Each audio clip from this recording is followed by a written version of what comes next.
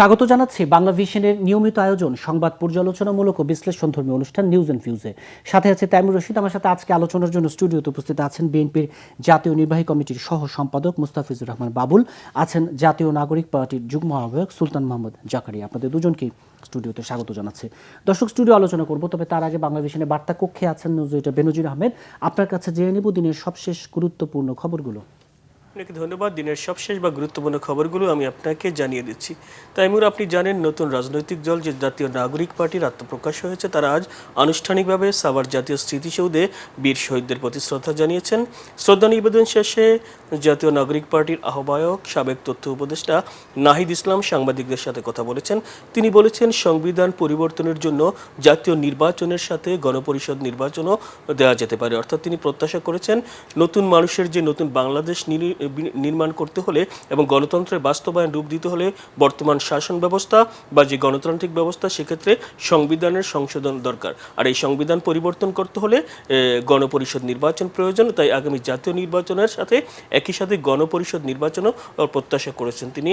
অন্যদিকে দলের মুখ্য সংগঠক উত্তরাঞ্চল সার্জিস আলম বলেছেন, শেখ হাসিনার বিচার না হওয়ার পর্যন্ত কোনো নির্বাচনের কথা মুখে আনা যাবে না। অর্থাৎ তিনি বলেছেন আগে শেখ হাসিনার বিচার হবে, তারপরে হবে নির্বাচন।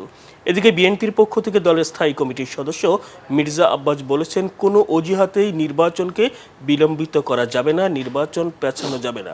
মির্জা আব্বাস আরও বলেছেন, শেখ হাসিনা বা ফ্যাসিস্টদের বিচার সবাই চায়, তবে বিচারের আগে নির্বাচন করা যাবে না, এ ধরনের বক্তব্য জনগণ মানবে না। মির্জা আব্বাস বলেছেন, ফ্যাসিস্টরা যাতে ফ্যাসিস্ট দমন করতে গিয়ে যাতে নতুন ফ্যাসিজম মাথা গজায় না যায়, সেদিকে সতর্ক থাকতে হবে। তিনি আরও বলেছেন, নির্বাচন পেছানোর জন্য দেশি বিদেশি ষড়যন্ত্র অব্যাহত রয়েছে এবং এই ষড়যন্ত্র সফল হলে বাংলাদেশ ক্ষতিগ্রস্ত হবে। তিনি নতুন দলকে আরও ধৈর্য ধরার আহ্বান জানিয়েছেন। তামির আরেকটি বিষয় হচ্ছে গুম সংক্রান্ত কমিশন। তাদের যে বৈঠকে এই কমিশনের প্রধান বিচারপতি মইনুল ইসলাম চৌধুরী মঙ্গলবার সাংবাদিকদের বলেছেন, এ পর্যন্ত গুম কমিশনে 1752টি অভিযোগ জমা হয়েছে। তার মধ্যে 1000 যে অভিযোগ সেটা বাছাই করা হয়েছে। বিচারপতি বলেছেন যে সর্বোচ্চ অর্থাৎ রাষ্ট্রের সর্বোচ্চ পর্যায় থেকেই গুমের নির্দেশনা দেওয়া হয়েছিল এবং তারা সেগুলো চুলচেরা বিশ্লেষণ করছেন। গুম কমিশনের প্রধান আরও বলেছেন, ভারতের কারাগারে 1667 জন বন্দী আছে। তাইমুর, এই ছিল আমার কাছে দিনের সবশেষ খবর। ধন্যবাদ আপনাকে। দর্শক, দিনের সবশেষ গুরুত্বপূর্ণ খবরগুলোর কথা জানাচ্ছেন বাংলা ভিশনের নিউজ এডিটর বেনজির আহমেদ। স্টুডিও আলোচনা শুরু করব জাতীয় নাগরিক পার্টির যুগ্ম আহ্বায়ক এবং একই সাথে আপনি মানবাধিকার কর্মী এবং জাতীয় নাগরিক কমিটির সদস্য সুলতান মোহাম্মদ জাকারিয়া। আলোচনা শুরু করতে চাই, আজকে আনুষ্ঠানিকভাবে আপনাদের দলের কার্যক্রম শুরু হয়েছে। সেকেন্ড রিপাবলিক, গণপরিষদ নির্বাচন, এইগুলোতে পরে যাব। একেবারে মোটা দাগে যেই 10 মাস পরে নির্বাচন, এটি নিয়ে তো সবচেয়ে বেশি আলোচনা। সেই জায়গায় যখন আপনাদের পার্টির অত্যন্ত গুরুত্বপূর্ণ পদে থাকা সার্জিস আলম বলেন, শেখ হাসিনার বিচারের আগে নির্বাচনের কথা বলা যাবে না, এই ধরনের কথা বলে অন্যান্য যে রাজনৈতিক দল, বিএনপি তো অবশ্যই, রাজনীতির মাঠে কোনো বিভেদ, মতভেদ, বিভাজন, কোনো অস্বস্তির জায়গা তৈরি হচ্ছে কিনা? সুলতান মোহাম্মদ জাকারিয়া। আমাকে আজকের আলোচনায় ডাকার জন্য ধন্যবাদ এবং আমার সাথে বিজ্ঞ আলোচক ওনাকেও আমি অভিনন্দন জানাচ্ছি আজকের আলোচনা আমার সাথে যোগ দেওয়ার জন্য। দেখেন, রাজনীতিতে মাঠে অনেক কথাই হয় এবং সেটা সব দলের ক্ষেত্রেই সত্য। আমাদের দলের একজন নেতা যে মন্তব্যটি করেছেন, আমি মনে করি সেটার ব্যাখ্যা উনি দেবেন, কিন্তু আমাদের দলের অবস্থান এই মুহূর্তে আমি মনে করি যে আমরা ইলেকশন নিয়ে আমাদের একটা স্পষ্ট অবস্থান আছে। আমরা সর্বপ্রথম গণপরিষদ ইলেকশন চাই। এর মূল যে কারণটা সেটাও আমরা বলছি যে আমরা গণপরিষদ ইলেকশনের মাধ্যমে আমরা আমাদের সংবিধানটাকে একটা গণতান্ত্রিক সংবিধানে রূপান্তর করতে চাই। একই সাথে আপনাকে মাথায় রাখতে হবে যে আমরা কোন প্রেক্ষাপটে বসে আজকে আলাপটা করছি। আপনি জানেন যে জুলাইতে একটা ভয়াবহ হত্যাযজ্ঞ সংগঠিত হয়েছে। রক্তের দাগ এখন পর্যন্ত শুকায় নাই। হাজার হাজার আমাদের বন্ধু সহকর্মীরা এখনও হাসপাতালে কাতরাচ্ছে সুতরাং বিচারের দাবিটা খুব শক্ত এবং আমি বুঝতে পারি যে সার্জিস যে কথাটা বলছে যে বিচারটা মুখ্য কেন। আমি মনে করি যে বিচারের দাবিটা কোনোভাবেই এড়ানোর কোনো সুযোগ নাই ইলেকশন কিংবা অন্য কোনো অজুহাতে, এবং এটা আমাদের সবাইকে আশ্বস্ত করতে হবে যে বিচারটা হবে এবং হচ্ছে। কিন্তু বিএনপি তো বলছে যে ফ্যাসিস্টদের বিচারের আগে নির্বাচন হবে না, এই অজুহাতটা আবার জনগণ মানবে না। আমি বলবো যে বিচার এবং নির্বাচন দুটা আলাদাভাবে চলতে পারে, সেটা একটার জন্য একটা থেমে থাকবে না আমি আশা করি। কারণ সরকারের অনেক মন্ত্রী আছে, মানে উপদেষ্টারা আছেন, আমাদের আইসিটি ট্রাইব্যুনাল আছেন। আমি নিশ্চিত যে ইলেকশনের আগে আমরা বিচার প্রক্রিয়ার একটা অন্তত কিছু দৃশ্য আমরা দেখব যে দৃশ্যমান অগ্রগতি হচ্ছে এবং হবে। আমি এটুকুই বলবো যে বিচার এবং ইলেকশন কোনোটা একটা আরেকটার জন্য যাতে থেমে না থাকে। জি, আবার আপনার কাছে আসবো। বিএনপির জাতীয় নির্বাহী কমিটির সহ সম্পাদক মুস্তাফিজুর রহমান বাবুল, এই যে বিচার এবং নির্বাচন কোনোটাই যেন একটার জন্য থেমে না থাকে, বিএনপির অবস্থান যদিও আজকে নানা মন্তব্যের মধ্য দিয়ে স্পষ্ট হয়েছে, কিন্তু সুলতান মাহমুদ জাকারিয়া বলছিলেন যে ঠিক রাজনীতির মাঠের মন্তব্যগুলো সেভাবে নানি, কিন্তু এই যে গণপরিষদ নির্বাচন, সেকেন্ড রিপাবলিক, এই জায়গাগুলোকে বিএনপি কি দৃষ্টিতে দেখছে? না, প্রথমত আপনার জুলাই আগস্টের গণহত্যার দায়ে যারা অভিযুক্ত তাদের বিচারের প্রশ্নে তো কোনো আপোষ নাই। কেবল জুলাই আগস্ট না, গত 15 বছর ধরেই কিন্তু আপনার এই যত গুম খুন হত্যা স্বৈরাচারী শাসকেরা, আপনার ফ্যাসিস্ট শাসকেরা বাংলাদেশে আপনার খুন গুম হত্যাকাণ্ডের দায়ে তারা কিন্তু অভিযুক্ত। জুলাই আগস্ট মাসে তারা হত্যাকাণ্ডের দায়ে তারা অভিযুক্ত, ফলে তাদের বিচার কিন্তু এই বাংলাদেশের মাটিতে কিন্তু হতে হবে, এই প্রশ্নে কোনো আপোষ নাই। পাশাপাশি আপনার সংস্কার এবং নির্বাচন, আমরা আপনার জাতীয় সংসদের নির্বাচনটা চাই এবং সম্ভব সর্বোত্তম সময়ের মধ্যেই চাই। এটা কেবল আমরা চাই না, বাংলাদেশের মানুষ চায়। মানুষ কেন চায়? মানুষ চায় হচ্ছে এ কারণে যে মানুষ আপনার বহু বছর ধরে মানুষ আপনার ভোট দিতে পারে না। মানুষ ভোট দিয়ে আপনার সংসদ সদস্য বানাতে পারে না, ভোট দিয়ে মানুষ আপনার সরকার গঠন করতে পারে না। মানুষকে ভোটাধিকার থেকে আপনার বঞ্চিত করা হয়েছে। ফলে জুলাই আগস্ট মাসে এই যে আপনার ছাত্র জনতার যে আপনার অভূতপূর্ব অভ্যুত্থান, এই অভ্যুত্থানের পরে আপনার মানুষ সঙ্গত কারণেই মানুষ আশা করে যে খুব স্বল্পতম সময়ের মধ্যে বাংলাদেশে মানুষ তাদের ভোটাধিকার প্রয়োগ করবে এবং ভোটাধিকার প্রয়োগ করার মধ্য দিয়ে মানুষের ভোটে সংসদ হবে, মানুষের ভোটে আপনার সরকার গঠিত হবে, এটা মানুষ আশা করে আর কি। মূলত বিএনপি মানুষের ভোটাধিকারটাকে আপনার ফিরিয়ে দেওয়ার জন্যেই মূলত এই নির্বাচনের প্রশ্নটা সামনে আনতেছে, নির্বাচনের দাবিটা সামনে আনতেছে। বাট নির্বাচনের আগে কিন্তু আপনার সংস্কারের প্রশ্নটাও কিন্তু খুব জরুরি।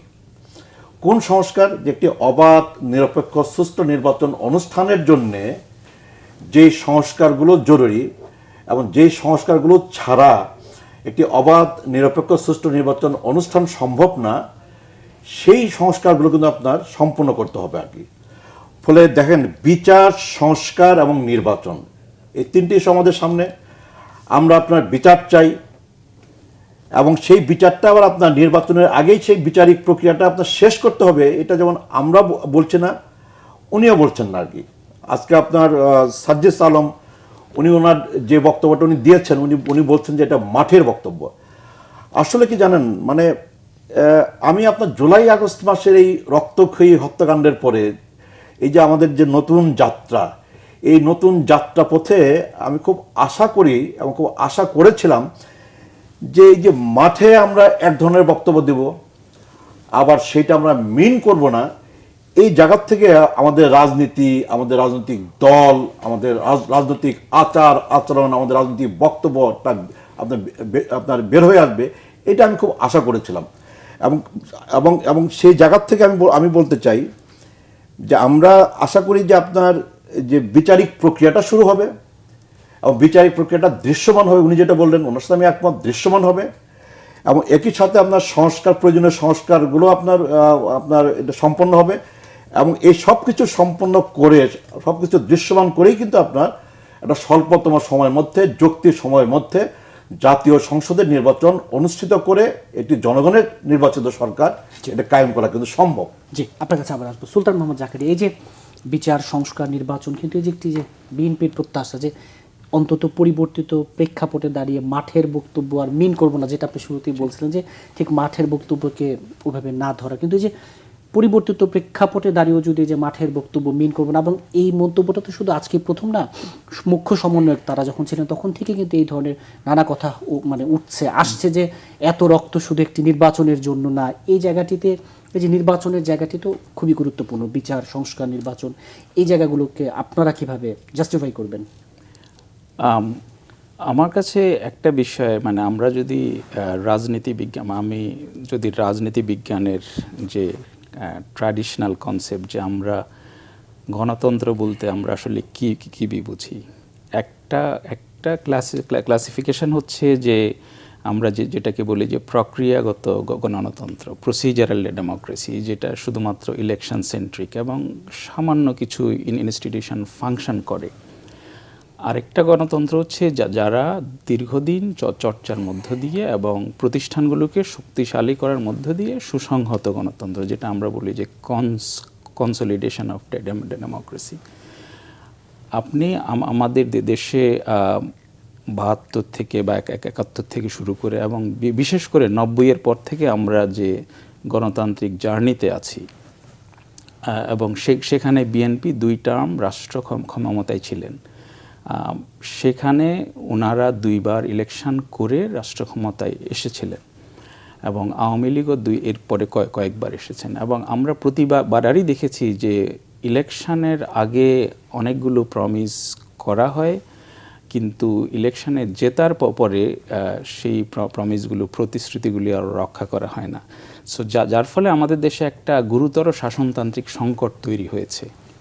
সেখানে আমরা এই যে প্রসিজারাল ডেমোক্রেসি থেকে আমরা পদ্ধতিগত গণতন্ত্র থেকে যে গণতন্ত্রটাকে সুসংহত করা, অর্থাৎ সুসংহত করার জন্য কি লাগবে, আমাদের আইনের শাসন লাগবে, আমাদের এক সরকারের সিদ্ধান্ত গ্রহণ প্রক্রিয়ায় জনগণের আরও বেশি অংশগ্রহণ লাগবে, আমাদের সরকারের পরিচালন পদ্ধতিতে অনেক বেশি স্বচ্ছতা থাকবে, অনেক বেশি জবাবদিহিতা থাকবে, আমাদের সরকারের যে প্রতিষ্ঠানগুলো আছে যেগুলোকে আমরা বলছি যে হরাইজন্টাল অ্যাকাউন্টেবিলিটি ইনস্টিটিউশনস, যে গণতান্ত্রিক জবাবদিহিতার যেসব প্রতিষ্ঠান, এগুলো কাজ করবে। দুর্ভাগ্যজনকভাবে বিএনপি ২ টার্ম রাষ্ট্র ক্ষমতায় ছিলেন, ওনারা এই কাজগুলো করতে ব্যর্থ হয়েছেন। এখন বিএনপি বলছেন যে না, আমরা এগুলো করব আবার।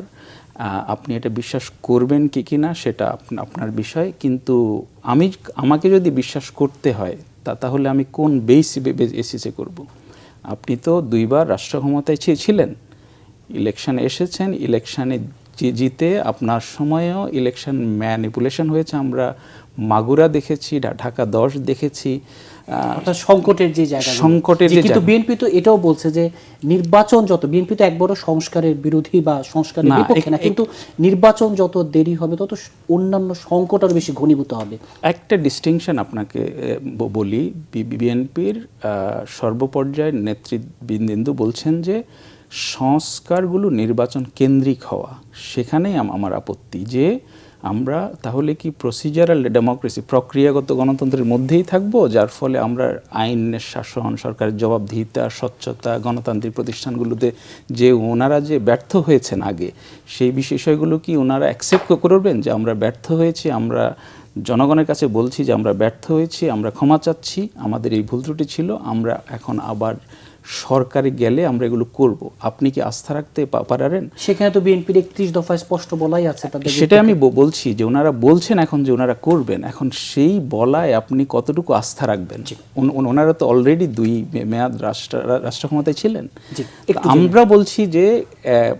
আমরা বলছি যে এই যে ওনাদের ব্যর্থতা, এই ব্যর্থতার ফলে আমাদের পুরো রাষ্ট্র ব্যবস্থায় কিছু ফান্ডামেন্টাল ঝুঁকি তো তৈরি হয়েছে, প্রতিষ্ঠানগুলোতে, আমাদের গণতান্ত্রিক কালচারে, এবং এই পুরো ব্যবস্থার একটা প্যারাডাইম শিফট যদি না হয়, যেটাকে আমরা বলছি যে একটা নতুন রাজনৈতিক বন্দোবস্ত, সেই জায়গায় যদি আমরা আসতে না পারি, তাহলে একটা ইলেকশন দিয়ে আমরা আরেকটা বিএনপি সরকার পাবো, কিন্তু আমাদের শাসন ব্যবস্থা এবং গণতান্ত্রিক ব্যবস্থায় কোনো গুণগত পরিবর্তন আসবে না। জি, মুস্তাফিজুর রহমান বাবুল, এই যে শাসনতান্ত্রিক সংকট এবং শুধু একটা নির্বাচন হয়ে গেল, আবার বিএনপি ক্ষমতায় আসলো, গুণগত কোনো পরিবর্তন এলো না, এই জায়গাগুলোকে আপনি কিভাবে খণ্ডন করবেন?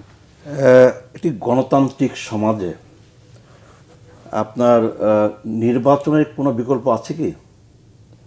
কোনো বিকল্প নেই। সিদ্ধান্ত নেওয়ার মালিককে, জনগণ। কারা ক্ষমতায় থাকবে কারা ক্ষমতায় থাকবে না, সিদ্ধান্ত নেওয়ার মালিক হচ্ছে আপনার জনগণ। জনগণকে সেই সিদ্ধান্ত নেওয়ার সুযোগটা আপনাকে করে দিতে হবে। জনগণ সিদ্ধান্ত নেওয়ার সেই সুযোগটা পায় নির্বাচনের মধ্য দিয়ে, তাই না? এখন আপনার বিএনপি আপনার এর আগে আপনার 91-এর পরে আপনার 3বার আপনার রাষ্ট্রীয় ক্ষমতায় ছিল, দায়িত্ব পালন করেছে সরকারে। বিএনপির কোনো ভুল ত্রুটি নাই, কোনো সীমাবদ্ধতা ছিল না, এটা তো বিএনপি নিশ্চয়ই বলবে না। বিএনপি তার বিগত দিনে আপনার রাষ্ট্র পরিচালনা করতে গিয়ে তার যে অভিজ্ঞতা, সেই অভিজ্ঞতাগুলোকে আপনার বিএনপি বিবেচনায় নিয়েই কিন্তু আপনার এই 31 দফা কর্মসূচি কিন্তু আপনার জাতির সামনে হাজির করেছে। অর্থাৎ রাষ্ট্র মেরামত করার জন্য 31 দফা কর্মসূচি। বিএনপি মনে করে যে আপনার আমাদের রাষ্ট্রের আপনার একটা আমূল সংস্কার প্রয়োজন, এবং বিগত যে 15 বছরে, এটা আমরা সবাই একমত হব যে 15 বছরের শাসন আমলে আমাদের রাষ্ট্রীয় সকল প্রতিষ্ঠানগুলোকে ধ্বংস করে ফেলা হয়েছে আর কি, সকল প্রতিষ্ঠান। তো আজকে আপনার এটা আমাদের সকলের সামনে একটা বড় কাজ, যে এই মানে ধ্বংস হয়ে যাওয়া, ধ্বংসপ্রাপ্ত আমাদের রাষ্ট্রীয় প্রতিষ্ঠানগুলোকে আপনার মেরামত করা এবং এই প্রতিষ্ঠানগুলোকে আপনার কার্যকর করা আর কি, তাই তো? তো এখন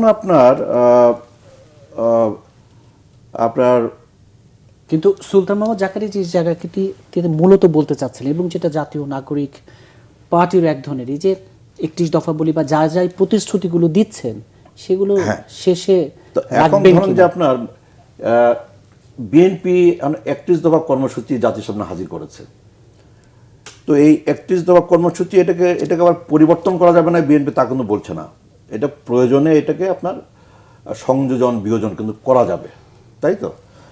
এখন আপনার সামনের নির্বাচনে যদি আপনার জনগণ যদি আপনার বিএনপির উপর যদি আস্থা স্থাপন করে, এবং সামনের নির্বাচনে যদি জনগণের ভোটে যদি বিএনপি যদি রাষ্ট্র পরিচালনা করবার সুযোগ যদি পায়, তাহলে সেই ক্ষেত্রে বিএনপি এই নির্বাচনের আগে যে প্রতিশ্রুতি আপনার জাতির সামনে, জনগণের সামনে আপনার পেশ করলো, উত্থাপন করলো, এই প্রতিশ্রুতি যদি বিএনপি বাস্তবায়ন না করে, তাহলে বিএনপিকেও আপনার একটা করুণ পরিণতির জন্য অপেক্ষা করতে হবে, তাই তো? এবং সেই ক্ষেত্রে আপনার দেখেন, মানে আমরা তো মনে করি যে আপনার আমাদের রাজনীতিতে ইতিমধ্যে আপনার কতগুলো গুণগত পরিবর্তন কিন্তু আপনার সাধিত হয়েছে আর কি, কতগুলো গুণগত পরিবর্তন সাধিত হয়েছে। এবং আপনার সংস্কারের যে বিষয়টা আমরা আলোচনা করি আপনার, তো ধরুন যে আপনার আমরা তো মনে করি সংস্কার তো হলে যে আপনার একটা রাজনৈতিক দলের ভেতরেও সংস্কার দরকার, আমাদের রাজনৈতিক আচার আচরণের সংস্কার দরকার, আমাদের বক্তব্যের সংস্কার দরকার, তারপরে আমাদের দিক থেকে আপনার আমরা রাষ্ট্র পরিচালনা করতে চাই, রাষ্ট্র পরিচালনা করতে গিয়ে আমরা কোথায় কোথায় আমরা কী পরিবর্তন, কী সংস্কার করব, সেই পরিবর্তন, সেই সংস্কারের বক্তব্য এটা উত্থাপন করা দরকার। তো আমরা মনে করি যে আজকে আপনার বিএনপিকেও আপনার এটাকে গভীরভাবে আপনার বিবেচনায় নিতে হচ্ছে, যে প্রচলিত ধারায় আপনার রাজনীতিকে আর অগ্রসর করা, জনগণের আস্থা অর্জন করা, জনগণের সমর্থন অর্জন করা, এবং সেই আস্থা ও সমর্থনকে ধরে রাখবার কোনো সুযোগ কিন্তু এটা কিন্তু আর নাই। কাজে বিএনপিকে আপনার এই যে আপনার রাজনীতিতে যে একটা পরিবর্তন আপনার সাধিত হয়েছে, এই পরিবর্তিত রাজনীতিটাকে বিবেচনায় নিয়ে কিন্তু আপনার বিএনপিকে আপনার সামনের দিনে তার বক্তব্য ঠিক করতে হবে, সামনের দিনে তার কর্মকাণ্ড ঠিক করতে হবে, সামনের দিনে তার আচার আচরণ কিন্তু আপনার ঠিক করতে হবে। আদারওয়াইজ বিএনপিকেও কিন্তু একটা কঠিন পরিস্থিতির মুখোমুখি হতে হবে এবং কঠিন পরিণতির জন্য অপেক্ষা করতে হবে আর কি। জি, সুলতান মোহাম্মদ জাকারিয়া, আমি যদি এভাবেই বলি যে 28 ফেব্রুয়ারি আপনাদের দলের আত্মপ্রকাশ হলো, যদি ডিসেম্বরে নির্বাচন হয়, যদিও সবাই বলছেন যে ডিসেম্বরে নির্বাচন একজন প্রস্তুতি, সেক্ষেত্রে যদি 10 মাস পর নির্বাচন হয়, আমাদের রাজনীতিতে, বাংলাদেশের রাজনীতিতে একটি কথা আছে যে রাজনীতির মাঠে আর ভোটের হিসেবটা অনেকটাই আলাদা। ভোটের মাঠে, ভোটের সমীকরণে এই নতুন দল কতটা ভালো করবে বলে আপনারা আশাবাদী বা আত্মবিশ্বাসী? এটা অত্যন্ত গুরুত্বপূর্ণ একটা প্রশ্ন, এবং আমি মনে করি সময়ই বলবে। আমাদের যে হিসেব সেটা হচ্ছে বাংলাদেশের প্রায় 40 থেকে 50 ভাগ ভোটার এখন তারা প্রথমবার ভোট দিতে তরুণ ভোটার। সুতরাং এখানে যে আমাদের যে লেগেসি ভোটার যেগুলো, ধরেন আমি ট্র্যাডিশনালি এই পার্টি করছি বা বি পার্টি করছি, এই ভোটারের সংখ্যা অনেক কমে এসেছে। তারপর ধরেন 90 পরবর্তী আমাদের যে বিএনপির বন্ধু আছেন, আমাদের এখানে আওয়ামী লীগের লোকজন যে গত দীর্ঘ সময় ধরে দেশে শাসন করেছেন, এদের প্রতি এক ধরনের মানুষত্ব, এদেরকে দেখেছেন এদের সফলতা ব্যর্থতা। সো আমি মনে করি 50 ভাগ একদম fresh voter, young voters, they will be very deciding factor in this election. পাশাপাশি আমি মনে করি যে সুইং ভোটারগুলো আছে, যে দোদুল্যমান ভোটার, এই ভোটারদের একটা বড় অংশ can be decisive as well. এখন এরা কোন দিকে ভোট দেয় এটা ডিপেন্ড করবে বেসিক্যালি কোন রাজনৈতিক দল কি ভিশন হাজির করছে দেশবাসীর সামনে। এটা হচ্ছে এক নাম্বার। 2 নাম্বার হচ্ছে যে ভিশনটা আমি হাজির করছি, সেই ভিশনটা আপনি ট্রাস্ট করছেন কিনা, আমাকে বিশ্বাস করছেন কিনা। আমি মনে করি এই 2 বিচারে আমাদের যে নতুনদের যে পার্টি, আমাদের তরুণদের যে পার্টি, এখানে কিছু সুবিধা পাবে। প্রথমত বিএনপির আমি আগে যেটা বললাম যে তাদের একটা হিস্ট্রি আছে, যে বিএনপি তো আগে 2 মেয়াদের রাষ্ট্র ক্ষমতায় ছিল, সফলতা ছিল, ব্যর্থতা ছিল, এবং বিএনপি কতটুকু করতে পারবে সেটা অলরেডি আমরা দেখেছি। এখন আমাদের বাবুল ভাইরা যদি বলেন যে না আমরা এখন 31 দফা দিচ্ছি, আমরা এখন চেঞ্জ হয়েছি আগের চেয়ে, এখন এই চেঞ্জটা আপনি বুঝবেন কীভাবে? আপনি তো বলবেন যে না আমি সব বদলে গেছি। এখন বদলে যাওয়ার কিছু সূচক আছে, কিছু ইন্ডিকেটর, না আমি সত্যি এখন গণতান্ত্রিকভাবে আমি ট্রান্সফর্ম হয়েছি, যে আমি এখন আরও গণতান্ত্রিক দল। এটার একটা সূচক হচ্ছে আমি দলের অভ্যন্তরে গণতন্ত্র চর্চা করছি কিনা। আমার তো মনে হয় না যে কেউ অ্যাগ্রি করবে যে গত 10, 15, 20 বছরে বিএনপির আভ্যন্তরীণ গণতান্ত্রিক প্রক্রিয়ার চর্চায় কোনো পরিবর্তন এসেছে।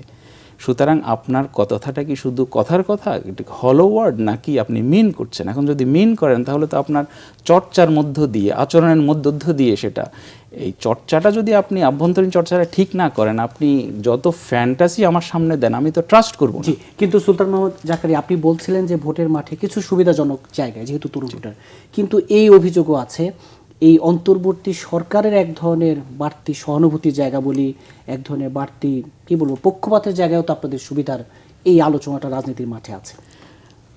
দেখেন, আমি মনে করি আমি যতটুক আমাদের দল সম্পর্কে জানি, এখানে আমাদের ছাত্র আন্দোলনের সাথে যুক্ত মাত্র 2 জন অ্যাডভাইজার আছেন, এবং ওনারা দল এবং সরকারের যেসব কার্যক্রম, ওনারা স্পষ্ট একটা বিভাজন ওনারা রাখেন বা বজায় রাখেন। কিন্তু এর বাইরে আমি বাংলাদেশের যত জায়গায় আমি গেছি, যত জায়গায় আলাপ করেছি, আপনিও আপনার জায়গা থেকে একটু খোঁজ নেন, একেবারে তৃণমূল থেকে শুরু করে শীর্ষ পর্যায় পর্যন্ত আমার কাছে যে মেসেজটা, যে সরকারের ডিফ্যাক্টো চালাচ্ছে বিএনপি, তৃণমূলের একটা ইউনিয়ন পরিষদ, উপজেলা পরিষদের একটা কমিটির মেম্বারশিপ থেকে শুরু করে, স্কুলের সভাপতি থেকে শুরু করে সমস্ত জায়গায় বিএনপির স্থানীয় নেতারা এইসব জায়গাকে ওনারা ম্যানিপুলেট করে লোকজন বসিয়ে, ডিসি থেকে শুরু করে সব জায়গায় বিএনপি যেভাবে ওভারআর্চিং যে কন্ট্রোলটা করছে, আপনি এটা বলার কোনোভাবেই সুযোগ নাই যে এখানে ছাত্ররা বিএনপির চেয়ে বেশি সুবিধা বা জাতীয় নাগরিক পার্টি কোনো বাড়তি সুবিধা পাচ্ছে। আমি তো দেখি যে সরকার চালাচ্ছে 95% বিএনপির লোকজন মাঠ পর্যায়ে, শুধু আনুষ্ঠানিকভাবে ওনারা দল হিসেবে রাষ্ট্র ক্ষমতায় নেই। জি, এই জায়গাটা একটু শুনে আসি মুস্তাফিজুর রহমান বাবুল, এই যে শেষ যে মন্তব্যটি যে ওনারা বাড়তি সুবিধা কোথায় পাবেন, সরকার তো চালাচ্ছেন এই বেশির ভাগ, আপনারা বিএনপি। এখন তো সরকারে তো ওনাদের 3 জন উপদেষ্টা ছিলেন, তো পার্টি ঘোষণা করবার আগে একজন উপদেষ্টা পদত্যাগ করলেন, তো বাকি 2 জন উপদেষ্টা কোন রাজনীতির ধারক বাহক? বাকি 2 জন উপদেষ্টার ওনারা কোন রাজনীতিতে বিশ্বাস করেন? যে নতুন পার্টি, যে আপনার জাতীয় নাগরিক পার্টি, যে নতুন পার্টি আপনার ঘোষণা করা হলো, এবং এই পার্টির নেতৃত্বে আছেন ওনাদের একজন পদত্যাগী নাহিদ ইসলাম উপদেষ্টা, আহ্বায়ক তাই হিসেবে না? আছেন। জি, তো উনি আপনার যে রাজনীতিতে বিশ্বাস করেন এবং যে বিশ্বাস থেকে আপনার এই যে আপনার সরকার ছেড়ে তিনি দলের দায়িত্বে সরকার আসলেন। ছেড়ে আপনার দলের দায়িত্বে আসলেন, আমি তো মনে করি যে বাকি 2 জন উপদেষ্টা ওনারাও ওই একই রাজনীতিতে বিশ্বাস করেন। তারা হয়তো আপনার এখনো থেকে যাওয়ার সিদ্ধান্ত নিচ্ছেন, যে থেকে যাওয়ার মধ্য দিয়ে আপনার বাড়তি কতগুলো সুবিধা নেওয়ার জন্যে এবং দল গোছানোর আপনার বাড়তি সুবিধা নেওয়ার জন্য। এটা হলো একটা। আরেকটা হলো যে আপনার দেখেন, এই যে ঢাকাতে আপনার 28 তারিখ যেই সমাবেশ করে ওনারা আপনার নতুন পার্টি ঘোষণা করলেন, আত্মপ্রকাশ হলো। হলো নতুন পার্টির, এই সমাবেশে আপনার নিশ্চয় আপনি এটা আপনি খেয়াল করেছেন যে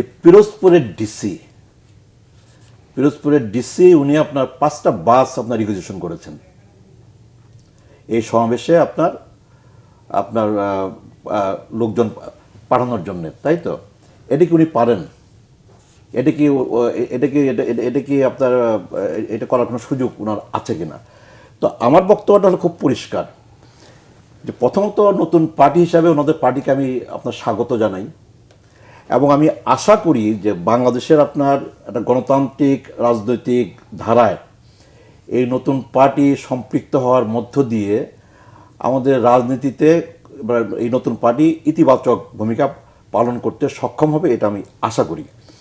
একই সাথে আমি বলতে চাই এই নতুন পার্টি গঠনের কোনো পর্যায়েই যেন এই নতুন পার্টির যারা উদ্যোক্তা, নতুন পার্টির সাথে যারা যুক্ত আছেন তাদেরকে যেন এই অপবাদ যেন আপনার স্পর্শ না করে যে নতুন পার্টি গঠনে তারা আপনার সরকারি পৃষ্ঠপোষকতা কিংবা সরকারি সহযোগিতা তারা কোনো না কোনোভাবে তারা লাভ করতেছে। এই আর তৃণমূলের যে ব্যাপারটা উনি বললেন আর কি, দেখেন বাংলাদেশে আপনার তৃণমূল পর্যায়ে তো আপনার পার্টি তো ওনারা তো এখনো তৃণমূল পর্যায়ে পৌঁছতে পারেননি, তাই না? জুলাই আগস্ট মাসের পরে কিন্তু তৃণমূল পর্যায়ে আপনার ধরেন আগে যেটা ছিল তৃণমূল পর্যায়ে হয়তো জুলাই পতিত যে সরকার, ওই সরকারের যে পার্টি সেই পার্টি তৃণমূল পর্যায়ে ছিল, যেভাবেই থাকুক। তো এখনও তৃণমূল পর্যায়ে তাদের কম বেশি আপনার অবস্থান নাই, এটা তো বলা ঠিক হবে না। এর বাইরে আপনার এটা তো ঠিক যে বাংলাদেশে আপনার সর্ববৃহৎ রাজনৈতিক দল বিএনপি, যার আপনার তৃণমূলে একেবারে তৃণমূলে যার একটা শক্তিশালী অবস্থান আছে, তৃণমূলে যার সমর্থন আছে, তাই তো? তাহলে এখন আপনার 5ই আগস্টের পরে তাহলে এই তৃণমূলে তো আপনার ওই অর্থে আপনার মানে পার্টি হিসাবে বিএনপি, এর বাইরে হয়তো আপনার জামাত আপনার কোথাও কোথাও জামাত আছে আর কি, বাট ওনাদের পার্টি তো নাই, অন্য পার্টি তো নাই। ফলে আপনার তৃণমূলে আপনার এই যে উনি যেটা বলেন যে স্কুল কলেজে আপনার ম্যানেজিং কমিটি কি গভর্নিং বডি ইত্যাদিতে আপনার যে আপনার বিএনপি লোকাল বিএনপি তারা যে আপনার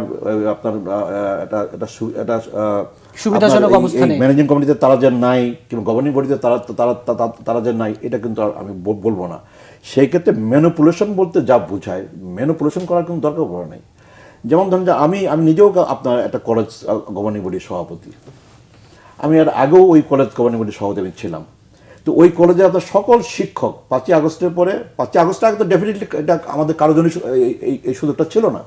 5ই আগস্টের পরে আপনার ওই কলেজের আপনার সকল শিক্ষক তারা আমার সাথে দেখা করে তারা বলছেন যে আপনি আমাদের কলেজের দায়িত্ব নেন আর কি। যেহেতু আমি এর আগেও আমি ছিলাম 2001 থেকে 2006 ওই সময়কালে আমি এই কলেজের গভর্নিং বডির সভাপতি ছিলাম। বলে তারা আমি জিজ্ঞেস করছি যে আপনারা সবাই কি একমত, সবাইকে আপনারা সর্বসম্মতভাবে আমাকে চান আপনাদের কলেজের এই আপনার গভর্নিং বডির দায়িত্ব নিতে? বলে হ্যাঁ, আমরা সবাই একমত, আমরা সবাই চাই আপনি দায়িত্ব জি, নেবেন। আপনার কাছে শুনে ব্যাপারটা বিরতিতে কিন্তু- যাবে যে ব্যাপারটা কিন্তু এরকম দলের হচ্ছে। ভেতরে গণতন্ত্র চর্চার একটু হ্যাঁ। কথা বলছেন ছোট্ট করে, আমি এইটা বিরতিতে হচ্ছে যাব। হ্যাঁ, যেমন ধরেন যে আপনার সাম্প্রতিক কালে আপনার আমাদের দলের আপনার উপজেলা পর্যায়ে আমাদের কাউন্সিল হচ্ছে, জেলা পর্যায়ে আপনার কাউন্সিল হচ্ছে, এটা তো নিশ্চয়ই আপনার চোখকে আপনার এড়িয়ে যায় নাই। আমার ধারণা উনিও খেয়াল করেছেন যে আমাদের জেলা পর্যায়ে কাউন্সিলের আগে আমাদের কেন্দ্রীয় অফিস থেকে আপনার কাউন্সিলের জন্য আপনার নির্বাচন পরিচালনা কমিটি করে দেওয়া হচ্ছে আর কি। এবং ইতিমধ্যে আপনার বেশ কয়েকটা জেলাতে আপনার সরাসরি ভোটে আপনার প্রেসিডেন্ট সেক্রেটারি আপনার নির্বাচিত হয়েছে আর কি। এবং উপজেলা, আমি যে উপজেলার আমি একটা উপজেলা বিএনপির সভাপতি, আমার উপজেলাতেও আপনার একবার সরাসরি ভোটে, অর্থাৎ আমাদের মোট আপনার 11টা ইউনিয়নে প্রতিটা ইউনিয়নে আমাদের 71 জন করে সদস্য। এই 11 পূরণ 71 এরা হচ্ছে আমাদের কাউন্সিলর। এই কাউন্সিলরদের সরাসরি ভোটে কিন্তু আমার উপজেলায় কিন্তু আপনার সাধারণ অর্থাৎ সম্পাদক পদে গণতন্ত্র চর্চা নির্বাচন হচ্ছে না, হয়েছে। অভিযোগটা ঠিক তার না। মানে আমরা কিন্তু আপনার ইতিমধ্যে এর আগেও ছিল, আমরা কিন্তু আপনার এই সময়কালে আমরা কিন্তু আপনার উপজেলা পর্যায়ে, পৌর পর্যায়ে, জেলা পর্যায়ে কাউন্সিলরদের সরাসরি ভোটে কিন্তু আমরা নেতৃত্ব কিন্তু নির্বাচিত আমরা করছি। এবং সর্বশেষ জাতীয় নির্বাহী কমিটির যে বর্ধিত সভাটা হলো, এই বর্ধিত সভাটা কেন হলো? এই বর্ধিত সভাটা হলো যে তৃণমূল পর্যায়ে বর্ধিত সভাতে কারা আসছে? আপনার জাতীয় নির্বাহী কমিটির বাইরে আমাদের আপনার জাতীয় স্থায়ী কমিটি থেকে শুরু করে জাতীয় নির্বাহী কমিটির বাইরে আপনার জেলা পর্যায়ের নেতৃত্ব, উপজেলা পর্যায়ের নেতৃত্ব, পৌর পর্যায়ের নেতৃত্ব, তারা কিন্তু এই বর্ধিত সভাতে উপস্থিত ছিলেন, তাই তো? এবং এই বর্ধিত সভাতে আপনার একবার তৃণমূলের নেতারা কিন্তু তারা আপনার তাদের মতামত ব্যক্ত একটু করছেন। বিরতিতে যাচ্ছে, অর্থাৎ গণতন্ত্রের চর্চা আছে, চর্চা এই অভিযোগ ছিল, ঠিক নয়। চর্চা আছে এবং চর্চা বাড়ছে আপনার। জি, আরো বাড়তে হবে। একটি বিরতিতে যাচ্ছে। দর্শক, নিউজ অন ভিউজ একটি ছোট্ট বিরতির সাথে থাকুন, ফিরছি বিরতির পর।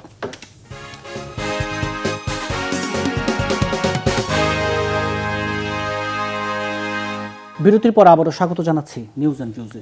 সুলতান মোহাম্মদ জাকারিয়া, এই সরকারের 7 মাস হতে চললো প্রায়। এই জায়গায় দাঁড়িয়ে আজকে যখন কথা বলছে তখন উপদেষ্টা পরিষদের আকার আবারও বাচ্চা, একজন শিক্ষা উপদেষ্টা যুক্ত হচ্ছেন। আমি প্রশ্নটা এভাবে রাখতে চাই, এই 7 মাসে সরকারের নানা সমন্বয়হীনতা, বিশেষ করে আইন শৃঙ্খলা পরিস্থিতি তো আছেই, স্বরাষ্ট্র উপদেষ্টার পদত্যাগের দাবি তো হরহামেশে উঠছে, সেই জায়গায় এই পুরো উপদেষ্টা পরিষদের কার্যক্রমে কোথাও আপনাদের চোখেও কি সমন্বয়হীনতা বা কোথাও ঘাটতি, বিশেষ করে যদি দুটো মোটা দাগের বিষয় বলি, আইন শৃঙ্খলা পরিস্থিতি এবং দ্রব্যমূল্য, এই দুটো জায়গায় কি সরকারের ব্যর্থতা বলি, ঘাটতি বলি দেখেন কিনা? ব্যক্তিগতভাবে আমি দেখি, কারণ আমি এক্সপেক্ট করেছিলাম যে কারণ এই দুইটা তো আমাদের দেশের জনগণকে প্রতিদিনকার এফেক্ট করে, ক্ষতিগ্রস্ত করে, যে আমার আইন শৃঙ্খলা পরিস্থিতি ঠিক আছে কিনা, আমি নিরাপদে রাস্তাঘাটে চলবো কিনা, আমার চুরি ছিনতাই এগুলো কমবে কিনা, তারপর মব জাস্টিস নিয়ে যেগুলো হচ্ছে, এটা যে কোনো রাষ্ট্রের জন্যই যে মানে সুশাসন যদি আমরা নিশ্চিত করতে না পারি এবং রাষ্ট্রীয় ইনস্টিটিউশনগুলো যদি ঠিকমতো ফাংশন না করে, সেক্ষেত্রে এক ধরনের নিরাপত্তাহীনতা তো তৈরি হয়। আমি বলবো যে মোটা দাগে এই সরকার পুরোপুরি না, এবং আমি মনে করি মোটা দাগে ব্যর্থ হয়েছেন। এটার অনেকগুলো কারণ আছে, আমি শুধু ব্যর্থ বলে ছেড়ে দিতে চাই না। কারণ আমাদেরকে এটাও মাথায় রাখতে হবে যে এই সরকার যেই পরিস্থিতিতে দায়িত্বটা নিয়ে নিল সেটা অভাবনীয়। যে পৃথিবীর কোনো দেশে আমার তো মনে পড়ে না কন্টেম্পোরারি হিস্ট্রিতে, যে মানে সাম্প্রতিক যেসব হিস্ট্রিতে আপনি কোনো দেশ পাবেন না যেটা এটা সারা দেশে প্রায় সবগুলো পুলিশ স্টেশন থানা কোলাপস করলো, অ্যাটাক হয়েছে, শত শত পুলিশ অফিসার পালিয়ে গেছে, বিকজ তারা শেখ হাসিনার নিপীড়নের অংশ ছিল, হাজারখানেক প্রায়। তারপরে পুলিশ যেভাবে ডিমোরালাইজ হয়েছে ইনস্টিটিউশন হিসেবে, তাদের নৈতিক অবক্ষয়, এবং তারা কাজ করতে এখন ভয় পায়। বাংলাদেশ লিটারালি 5ই আগস্টের পরে 7 দিন পুলিশ ছাড়া চলেছে। তো এই যে অভাবনীয় একটা পরিস্থিতি, এটা পৃথিবীর মানে কিন্তু এই জায়গায় একটি মন্তব্য আছে যে সাধারণ মানুষের মধ্যে এই ধরনের একটি ধারণা আছে এবং মন্তব্য আছে যে এই কথাগুলো হয়তো 1-2 মাস পর্যন্ত ঠিক ছিল, কিন্তু এখন 7 মাস পরেও আপনি বলেন আমি আপনার সাথে আস্থা কেন ফিরলো না, মনোবল কেন ফিরলো না? আপনি আমাকে প্রশ্ন করতে পারেন যে আপনি হলে কি করতেন। আমি পুলিশ বাহিনীকে খুব দ্রুততার সাথে ফান্ডামেন্টালি আমি মনে করি পুলিশ বাহিনী গত 15 বছর যেভাবে জনগণের উপর নিপীড়নকারী একটা বাহিনী হিসেবে দাঁড়িয়েছে, এবং 5 আগস্টে যেভাবে এটার মোরালি কলাপস করেছে, এই বাহিনীকে ফান্ডামেন্টালি রিফর্ম করা দরকার ছিল, ডিসাইসিভ কিছু স্টেপ নিয়ে নেওয়া দরকার ছিল, নাম বদলানো, নতুন শত শত রিক্রুট করা। আমি মনে করি সরকারে 5ই আগস্টের পরে যিনি বা যারা এই দায়িত্বটা নিয়েছেন স্পষ্টতই তারা ওই দায়িত্বগুলো আমার মতো করে ভাবেন নাই। কারণ ওনারা ভেবেছেন যে অল্প স্বল্প একটু ফিক্স করে এটা চলবে কিনা, কিন্তু আমি মনে করি সেই ডিসাইসিভনেসটা হয় নাই। জি, মুস্তাফিজুর রহমান বাবুল, এই যে আইনশৃঙ্খলা পরিস্থিতি, দ্রব্যমূল্য, এই যে নতুন একজন উপদেষ্টা যুক্ত হলে এই উপদেষ্টা পরিষদের আকার 23-এ গিয়ে দাঁড়াবে, কিন্তু এই যে পুরো 7 মাসে কার্যক্রমে এক ধরনের কোথাও কোথাও ঘাটতি, নমনীয়তা, সমন্বয়হীনতা আপনি দেখেন কিনা?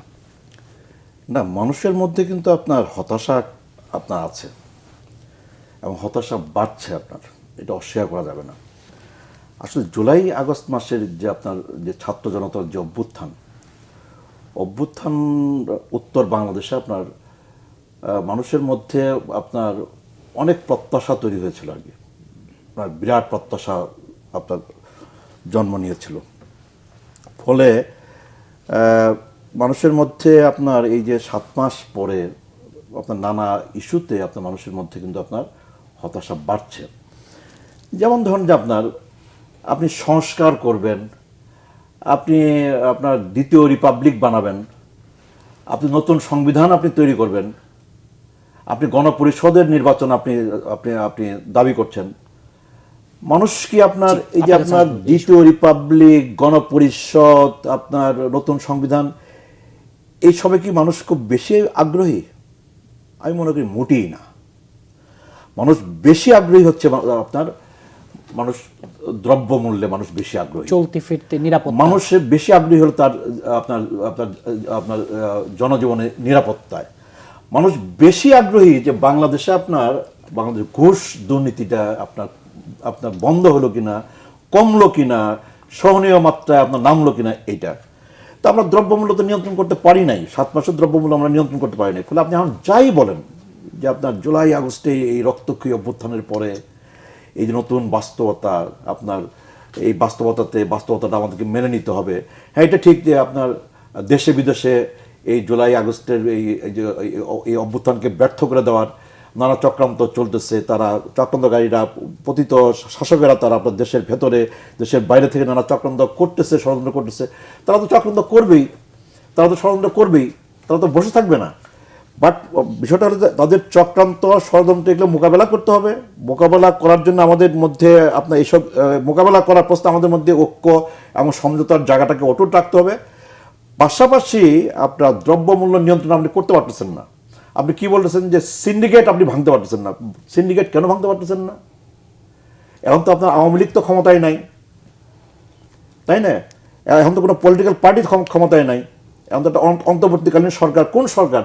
যে সরকারের প্রতি বিএনপি, জামাত, সকল রাজনৈতিক দলের একটা আপনার সমর্থন আছে, সহযোগিতা আছে। তাহলে আপনার সমস্যাটা কোথায়? কেন আপনি ওই আপনার সিন্ডিকেট ভাঙতে পারেন না? যে সিন্ডিকেট ভাঙতে পারেন না বলে আজকে দ্রব্যমূল্য আপনার মানুষকে কষ্ট দিচ্ছে। প্লাস এই যে চুরি, ডাকাতি, ছিনতাই, তাই না, খুন খারাপি, মব জাস্টিস, আইন শৃঙ্খলা পরিস্থিতির চরম অবনতি, এটা তো অস্বীকার করা যাবে না, তাই না? তো এখন আপনি যদি বলেন যে আপনার এটা হলো আপনার ব্যর্থতা, এই ব্যর্থতাকে আপনার স্বীকার করতেই হবে। এই ব্যর্থতাটাকে আপনার বর্তমান সরকারে যারা আছেন, আপনার বর্তমান সরকারের স্বরাষ্ট্র উপদেষ্টাকে, সরকারের আপনার স্বরাষ্ট্র মন্ত্রণালয়কে, সরকারের আইন শৃঙ্খলা রক্ষার সাথে যারা জড়িত সেসব বাহিনীকে এই ব্যর্থতার দায়টা আপনার স্বীকার করতেই হবে। জনগণের কথাটা হলো যে আমরা এই পরিস্থিতির আমরা উন্নয়ন চাই, আমরা আমাদের জীবনের নিরাপত্তা চাই, আমরা চুরি, ডাকাতি, ছিনতাই, রাহাজানির কবল থেকে আমরা পরিত্রাণ চাই, এইটা তো। আর ঘুষ দুর্নীতি যদি আপনি বলেন, আচ্ছা, আপনার সচিবালয়ে, আপনার জেলা প্রশাসনে, উপজেলা প্রশাসনে আপনার ঘুষ দুর্নীতি কি কমছে? আমার ধারণা যে জুলাই আগস্টের পরে, 5ই আগস্টের পরে 7 দিন, 15 দিন, 1 মাস হয়তো ঘুষ দুর্নীতি আপনার বন্ধ ছিল, অথবা এটা খুবই সহনীয় পর্যায়ে ছিল আর কি। বাট তারপরে এই যে আজকে 7 মাস বাদে আমরা যখন বসছি আলোচনা টেবিলে, আমরা কিন্তু সবাই একমত হবো যে ঘুষ দুর্নীতি কোথাও আপনার বিন্দুমাত্র কমে নাই। তাহলে আপনার জনগণ কি পাইলো? জনগণ আপনার দ্রব্যমূল্য, আপনার এটা কি বলে, আপনার একটা সহনীয় আপনার দামে আপনার দ্রব্যমূল্য, আপনার জিনিসপত্র তারা পাচ্ছে না। জনগণ আপনার আইন শৃঙ্খলা পরিস্থিতির উন্নয়ন তারা দেখছে না, জনগণ ঘুষ দুর্নীতিমুক্ত অফিস আদালত তারা দেখছে না। ফলে এইসব নিয়ে কিন্তু আপনার জনগণের মধ্যে কিন্তু আপনার চরম হতাশা বিরাজ করতেছে। যে কারণে আমরা বলি এর পেছনে একটা কারণ আছে। কারণটা হচ্ছে এই যে যতক্ষণ বাংলাদেশে কিন্তু আপনার একটা একটা নির্বাচিত সরকার কিন্তু বাংলাদেশে নাই। আমরা বলি যতক্ষণ পর্যন্ত জনগণের ভোটে জনগণের কাছে আপনার জবাবদিহি করবে, জনগণের কাছে দায়বদ্ধ থাকবে, একটা নির্বাচিত সরকার প্রতিষ্ঠিত না হচ্ছে, ততক্ষণ পর্যন্ত প্রশাসন বলেন, আইন শৃঙ্খলা রক্ষাকারী বাহিনী বলেন, দ্রব্যমূল্য বলেন, কোনো কিছুই কিন্তু আপনার নিয়ন্ত্রণ করা কিন্তু আপনার সম্ভবপর হচ্ছে না এবং হবেও না। জি, সুলতান মাহমুদ জাকারি, এই যে মানুষ আপনাদের সেকেন্ড রিপাবলিক, গণপরিষদ নির্বাচন এবং সংস্কার, এগুলোর চেয়ে তো নিঃসন্দেহে জননিরাপত্তা, দ্রব্যমূল্য এবং নির্বাচন যতদিন না হবে ততদিন পর্যন্ত এইসব জায়গায় আসলে সংকটের সমাধান মিলবে না। এটা আমি আমার বিএনপির বন্ধুদের কাছ থেকে প্রায় শুনি যে ইলেকশন দিলেই বোধহয় সব কিছু সমাধান হয়ে যাবে, নির্বাচিত সরকার নেই। হ্যাঁ, নির্বাচন দিলেই। কারণ আমি আপনাকে এটা বলার আগে একটা বিষয় বলে নেই যে ইলেকশনের কোনো বিকল্প নেই, রাইট? আমরা বলি যে election is a minimal condition of A democracy, right? একটা ন্যূনতম শর্ত, but election is not the only condition. আমাদের ডিপার্চারটা ওই জায়গায়। বিএনপি সার্বক্ষণিক যেটা বলার চেষ্টা করে যে ইলেকশন দিলেই আমরা স্বর্গরাজ্য হয়ে যাব, সব ঠিক হয়ে যাবে।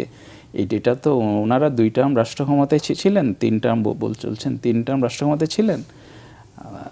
ওনাদের ওই সময়টা কি আমরা স্বর্গরাজ্য ছিলাম? আমার তো মনে হয় না। সো যার ফলে ওনারাও ইলেক্টেড হওয়ার পরে যেই কারণে এই ব্যবস্থার মধ্যে ওনারা আমাদেরকে একটা সুশাসন দিতে পারেন নাই, সেইগুলো নিয়ে ওনারা আলাপ করছেন না কেন? আমরা তো ওইগুলো নিয়েই বলছি। আমরা বলছি না যে ইলেকশন তো দরকার না, আমরা বলছি যে election is not the only solution.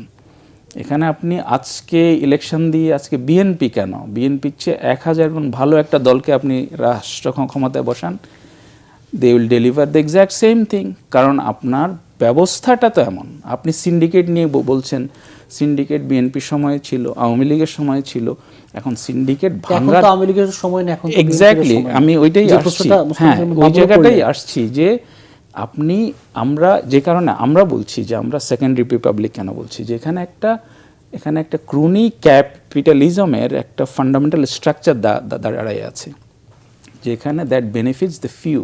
অল্প কিছু লোক পুরো দ্রব্যমূল্য বলেন, এই ইকোনমির সাপ্লাই চেইনটা করছে, কন্ট্রোল করছে, ভ্যালু চেইনটা কন্ট্রোল করছে। এবং এই ভ্যালু চেইনটা ভাঙা রাতারাতি সম্ভব না। এই গভর্নমেন্ট কি চেষ্টা করছে না করছে আই ডোন্ট নো, কিন্তু আমি মনে করি আমাকেও যদি 6 মাস আগে এই দায়িত্ব দেওয়া হতো, আমি 6 মাসে এটা ভাঙতে পারতাম না। কারণ এটা তো সাপ্লাই চেইন ক্রিয়েট করার বিষয়। এখন ধরেন 5টা লোককে আপনি ইম্পোর্ট করার লাইসেন্স দিয়েছেন, সেটা আপনি 50 জন করতেন। 50 জন লোককে আমি ইম্পোর্ট করার লাইসেন্স দিলাম, ইনসেন্টিভ দিয়ে দিলাম যে তুমি এগুলো ইম্পোর্ট করো, তারপর বাজারে ডিস্ট্রিবিউট করো। কিন্তু এই যে এই 50টা লোককে বাড়তি আমি মার্কেটে এন্ট্রেন্স দেয়া, তারা সারা দেশে সাপ্লাই চেইন ক্রিয়েট করা, it's not a matter of joke, right? এটা তো 6 মাসের বিষয় সম্ভব নয়। এটার জন্য 2 বছর লাগতে পারে, 3 বছর। বাট এটা চেষ্টাটা হচ্ছে কিনা আমি দেখি যে গভর্নমেন্ট সিন্ডিকেট ভাঙার চেষ্টা করছে, কিন্তু এটা রাতারাতি ভাঙবে না। দ্বিতীয় আরেকটা কথা আমি বলি যে আমরা যাতে এই গভর্নমেন্টের সফলতা ব্যর্থতা নিয়ে তো আমরা আলাপ করছি, আমিও অনেক জায়গায় বলছি যে গভর্নমেন্ট সফল না, ব্যর্থ বা আরও ভালো করতে পারতো। কিন্তু এই গভর্নমেন্টের সফলতা ব্যর্থতার সাথে আপনি আমাদের রাজনীতির যে দাবিগুলো, আমরা তো একটা রাজনৈতিক প্ল্যাটফর্ম থেকে আমরা গণপরিষদ বলছি, সেকেন্ড রিপাবলিক বলছি, রাইট? আমরা কি ধরনের রাষ্ট্র ব্যবস্থা চাই, নতুন বন্দোবস্তের কথা বলছি, সেটাকে কনফ্লিক্ট করাটা ঠিক না। কারণ প্রফেসর ইউনূস কিংবা এই সরকারের 90% লোকজন তো আর আমাদের দলের সাথে কোনো সম্পর্ক নেই। সুতরাং এই সরকার সফল হলো কি ব্যর্থ হলো, এটার সাথে আমাদের সেকেন্ড রিপাবলিককে আপনি এটার সাথে করতে পারবেন না, কনফ্লিক্ট করতে পারবেন।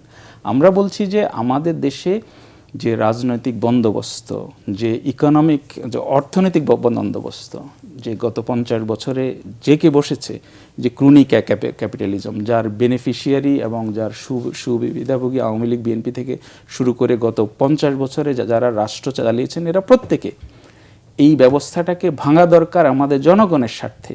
এবং এই ব্যবস্থাটাকে ভাঙা, এই যে প্যারাডাইম শিফট রাজনীতিতে, অর্থনীতিতে, এটার জন্য আমাদের নতুন করে ভাবতে হবে।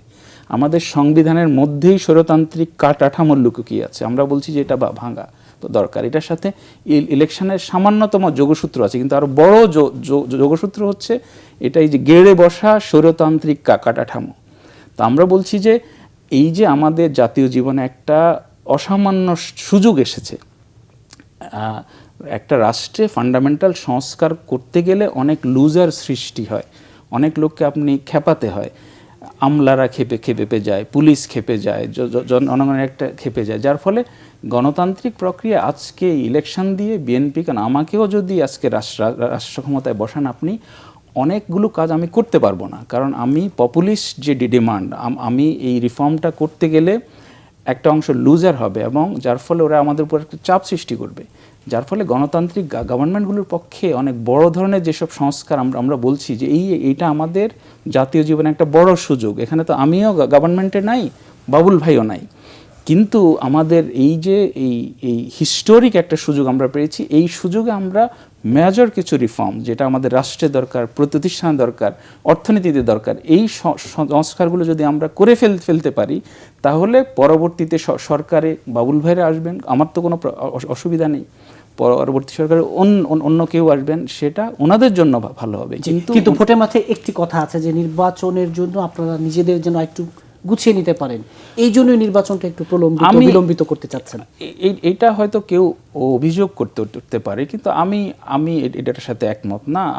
আমাদের মধ্যে এরকম কোনো আলোচনা নেই, বরং আমরা আমি যে ইয়াং যে গ্রুপটার সাথে আমরা কাজ করছি, তাদের আকাঙ্ক্ষাটা হচ্ছে নাহিদ 3 অগাস্ট শেখ হাসিনা যাওয়ার 2 দিন আগে যখন রাস্তায় ডিক্লেয়ার করলো যে আমরা কি চাই, সেখানে নতুন রাজনৈতিক বন্দোবস্তের কথা বলা আছে।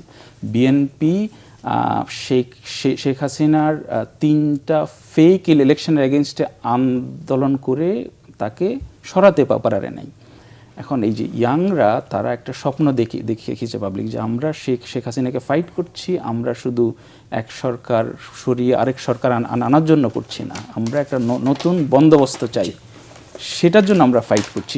সেখানে আমরা ইলেকশনে কি বেনিফিট পাচ্ছি না পাচ্ছি বা পাবো না পাবো, এর চেয়ে আমার মনে হয় যে বড় বিষয় হচ্ছে আমরা রাষ্ট্রের বৃহত্তম যে সংস্কারগুলো চাই, সেই সংস্কারগুলোর জন্য আমরা যাতে এই সরকারকে পর্যাপ্ত সময় দিই। মোস্তাফিজুর রহমান বাবুল, অনুষ্ঠান একেবারে শেষে, যে রাজনীতির নতুন যে বন্দোবস্ত, সেখানে বিএনপি কি আসলে কোনো ভূমিকা রাখবে না কিনা? এই যে বারবারই আপনাদের দিকে আঙুল উঠছে, শুধু নির্বাচন করছেন। আমরা আপনার জুলাই আগস্ট মাসের কিন্তু এই আন্দোলনের কিন্তু একটা পটভূমি আছে আর কি, একটা পাটাতন আছে আর কি। আপনার শেখ হাসিনা বিরোধী, আপনার স্বৈরাচার বিরোধী, ফেসিবাদ বিরোধী কিন্তু একটা আন্দোলনের কিন্তু একটা দীর্ঘ ইতিহাস আছে। আমরা যেন জুলাই আগস্ট মাস বলতে গিয়ে যেন আমরা সেই দীর্ঘ ইতিহাসটাকে যেন আমরা ভুলে না যাই, তাই না? আরেকটা হলো যে আপনার সংবিধান পরিবর্তন তো আপনার করতে হবে, এবং সংবিধান পরিবর্তন করার জন্য আপনার সংশোধন করার জন্য একটা সংস্কার কমিশন হচ্ছে। সেই সংস্কার কমিশন আপনার তারা প্রস্তাবাবলী তারাও পেশ করছেন। যেসব প্রস্তাবে আমরা একমত হতে পারবো, সেগুলো আপনার ইলেকশনের আগেই আপনার ঐকমত্যের ভিত্তিতে আমরা আপনার ইলেকশনে যাব। আর যেসব প্রস্তাব আমাদের দ্বিমত থাকবে, ভিন্নমত থাকবে, সেগুলো আপনার ইলেকশনের পরে সেগুলো নিয়ে আলাপ আলোচনা করা যাবে। একটা বিষয় আমি বলতে চাই, দেখেন, আমরা কিন্তু আপনার রাজনীতিতে একটা আমূল পরিবর্তনের পক্ষে, আমরা রাষ্ট্রের কিন্তু আপনার আমূল সংস্কারের পক্ষে, এবং রাষ্ট্রের সংস্কার, রাজনীতির সংস্কার জন্যই কিন্তু আমাদের দলের পক্ষ থেকে কিন্তু আপনার, এবং কেবল আমাদের দলের পক্ষ থেকে না, আমাদের সাথে যে সমমনা রাজনৈতিক দলগুলো আছে তাদের সাথে আলাপ আলোচনার ভিত্তিতে কিন্তু আপনার 31 দফা কর্মসূচি কিন্তু আমরা জাতির সামনে আমরা কিন্তু উত্থাপন করেছি আর কি। সেক্ষেত্রে কিন্তু আমরা এও বলেছি যে সামনের নির্বাচনের পরে আমরা কিন্তু একটা জাতীয় সরকার গঠন করতে চাই। জাতীয় সরকারটা কেন গঠন করতে চাই?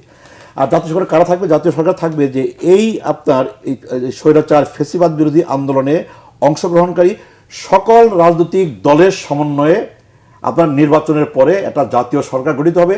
যে জাতীয় সরকারের কাজটা কী হবে? কাজটা হবে এই যে আমরা যে 31 দফা কর্মসূচি জাতির সাথে উত্থাপন করলাম, কিংবা আমাদের যেসব ইস্যুতে জাতীয় ঐকমত্য প্রতিষ্ঠিত হয়েছে কিংবা হবে, সেই সব ইস্যু আপনার বাস্তবায়ন করা 31 দফা কর্মসূচি, আজকে আমি বলবো যে 31 দফা কর্মসূচি আমাদের বাস্তবায়ন করা, অর্থাৎ 31 দফা কর্মসূচি বাস্তবায়ন করার জন্য আমাদের রাষ্ট্রের একটা আমূল সংস্কার, রাষ্ট্রের মেরামত করার জন্য, আমাদের রাজনীতিতে একটা আমূল সংস্কার আনার জন্য আমরা সকল রাজনৈতিক দলকে সাথে নিয়ে, এবং সেটি হচ্ছে সেটি তাহলে ছাত্ররা কি নতুন যে রাজনৈতিক বন্দোবস্তের কথা বলছে, আপনারা সেই 31 দফায় নতুন রাজনৈতিক বন্দোবস্ত দেখছেন? অবশ্যই।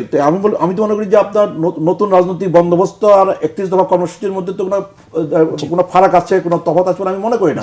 আমরা সেই 31 দফা কর্মসূচি বাস্তবায়নের মধ্য দিয়েই আমরা বাংলাদেশের নতুন রাজনীতি, নতুন বাংলাদেশ আমরা আপনার কায়েম করতে চাই। দুজনকে আজকে স্টুডিওতে সময় দেওয়ার জন্য ধন্যবাদ।